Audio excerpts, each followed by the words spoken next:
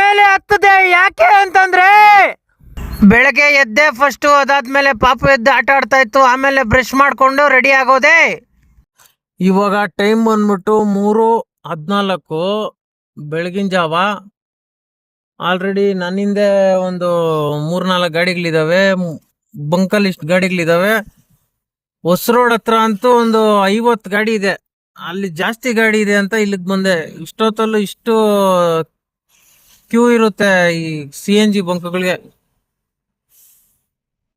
Full tank gas ಹಾಕ್ಸ್ಕೊಂಡು first drop airport Akshay Nagar drop ಮಾಡಿದೆ. 2ನೇ ಡ್ರಾಪು. ಸಿಕ್ಕಾಪಟ್ಟೆ ಗಾಡಿಗಳಿದ್ವು ಗ್ಯಾಸ್ ಬಂಕ್ ಹತ್ರ. ನೋಡಿ ಎಷ್ಟು ಉದ್ದ ಲೈನ್ ಇದೆ. ಪ್ರಗತಿ ನಗರ ಡ್ರಾಪ್ ಮಾಡಿದೆ. ಇದು ಹೊಸ ರೋಡಿಂದ ಸರ್ವಿಸ್ ರೋಡ್ ಕಡೆ ಹೋದ್ರೆ ಮುಂಚೆ ಕ್ಲೋಸ್ ಆಗೋದು. ಇವಾಗ 11 ಗಂಟೆ ಗಂಟ ಈ ಕಡೆ ಓಪನ್ ಇರುತ್ತೆ. ಸರ್ವಿಸ್ ರೋಡು ವೈಟ್ ಫೆದರ್ ಹತ್ರ.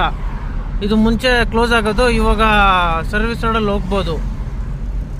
ಅಲ್ಲಿಂದ ಸೀದಾ ಖಾಲಿ ಮನೆಗೆ ಬಂದೆ. ಮನೆಗೆ ಬಂದ್ಬಿಟ್ಟು ಫಸ್ಟು ಆಮೇಲೆ ಪಾಪು ಆಟ ಆಡ್ತಾ ಇತ್ತು. ಸಖತ್ತಾಗಿ ಖುಷಿಯಾಗಿ ಪಾಪು ಆಟ ಆಡ್ತಾ ಇತ್ತು.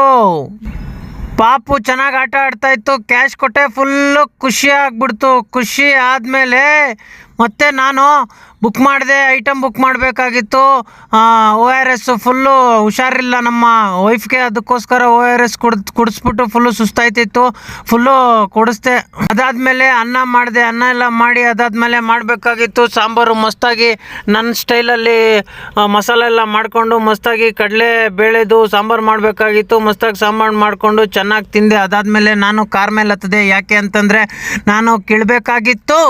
ಏನಂತಂದರೆ ಹಲಸಿನಕಾಯಿ ಕಿತ್ತಬೇಕಾಗಿತ್ತು. ಅಲ್ಲಿಂದ ಗಾಡಿಯಲ್ಲಿ ಹಾಕ್ಕೊಂಡು ಪಾಪುನ ಬಾಯ್ ಅಂದ್ಕೊಂಡು ಅಲ್ಲಿಂದ ಸೀದಾ ಹೋಗಿದ್ದೆ ನಾವು ಇಂದಿರಾನಗರ ಎಲ್ಲ ಕೊಟ್ಬಿಟ್ಟು ಅಲ್ಲಿಂದ ಸೀದಾ ಬಂದ್ವಿ. ಬರೋವಾಗ ಮಾವಿನ ಹಣ್ಣು ತೊಗೋಬೇಕಾಗಿತ್ತು. ಅಲ್ಲಿ ಹೋಗ್ಬಿಟ್ಟು ಮಾವಿನ ಹಣ್ಣು ತೊಗೊಂಡ್ವಿ. ಅದಾದಮೇಲೆ ಮಾವಿನ ಹಣ್ಣು ತೊಗೊಂಡಾದ್ಮೇಲೆ ಕಬಾಬ್ ತೊಗೋಬೇಕಾಗಿತ್ತು. ಕಬಾಬ್ ತೊಗೊಂಡು ಅಲ್ಲಿಂದ ಸೀದಾ ಬಂದಿದ್ದೆ ಮನೆ ಹತ್ರ. ಎಲ್ಲರೂ ತಿಂದ್ವಿ ಸೇರಿ. ಮತ್ತೆ ದುಡ್ಡು ಹಾಕಬೇಕಾಗಿತ್ತು ಉಂಡಿಗೆ. ಇವತ್ತು ಹಾಕಿದ್ವಿ. ಇವತ್ತು ನಾವು ವ್ಲಾಗ್ ಮುಗೀತು. ಮತ್ತೆ ಸಿಗೋಣ ನಾಳೆ.